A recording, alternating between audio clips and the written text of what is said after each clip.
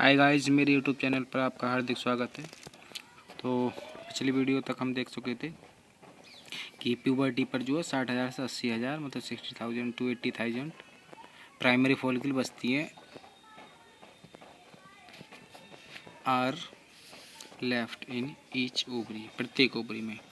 तो the primary follicles get surrounded, उसके बाद क्या होता है, जो प्राइमरी फॉलिकल होती है वो get surrounded by more layers of granulosa cells. उसके बाद प्राइमरी फॉलिकल के ऊपर और ज़्यादा लेयर बनने लगती हैं ग्रेनुलोसा कोशिकाओं की। एंड ए न्यू थीका, और उसके बाद एक नया थीका बन जाता है। एंड आर कॉल्ड, और इसको क्या बोलते हैं फिर, secondary follicle.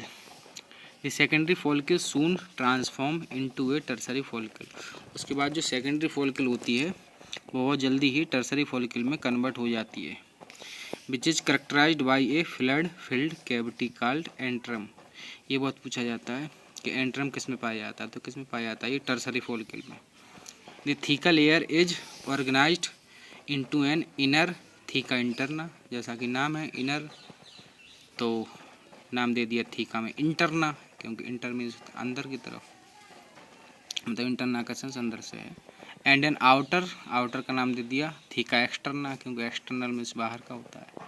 It is important to draw your attention, जहाँ भी NCERT ऐसे कहती है कि आपका ध्यान देना ज़रूरी है, या फिर it important to note, important to register, तो वहाँ ज़्यादा एकदम से सावधान हो जाइए, क्योंकि वहाँ से क्वेश्चन उठने के चांसेस भी बहुत ज़्यादा रहते हैं। Attention that it is at this stage, की ये वही स्टेज होती है, that the primary oocyte with in the tertiary follicle, ये वो स्टेज होती है जहाँ पर टर्सरी फॉलिकल के अंदर जो प्राइमरी oocyte है वो ग्रो इन साइज में बढ़ती है।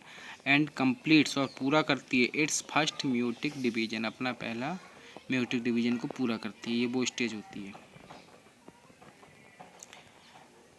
कौन सी स्टेज? स्टेज का मतलब दैट थीका के भी बट जाने के बाद, मतलब थीका इंटरना और थीका एक्सटर्ना में जो बदल जाता है उसके बाद।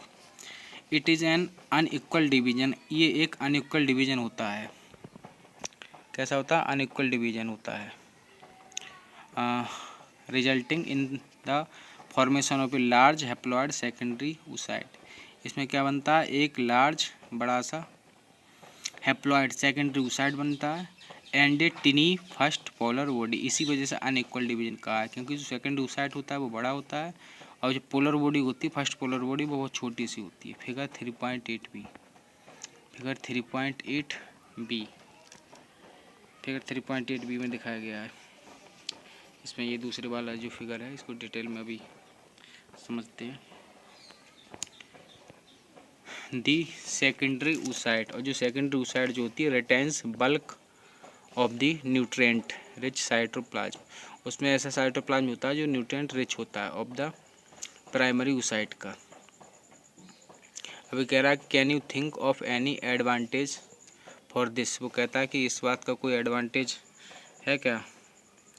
तो इस बात का एडवांटेज का आंसर ये है कि ये ऐसा काम इसलिए हुआ कि जिसमें सेकेंडरी oocyte में ज़्यादा से ज़्यादा फूड जा सके, चूँकि स्पर्म तो ज़्यादा लेकर आता नहीं है, मतलब ज़्यादा फूड उसमें रह सके, इसलिए ऐसा होता है।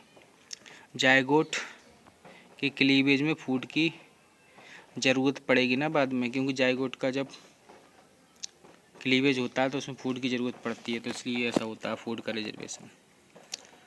तो बाकी बहुत बहुत धन्यवाद, इससे आगे का बाद में देखते हैं।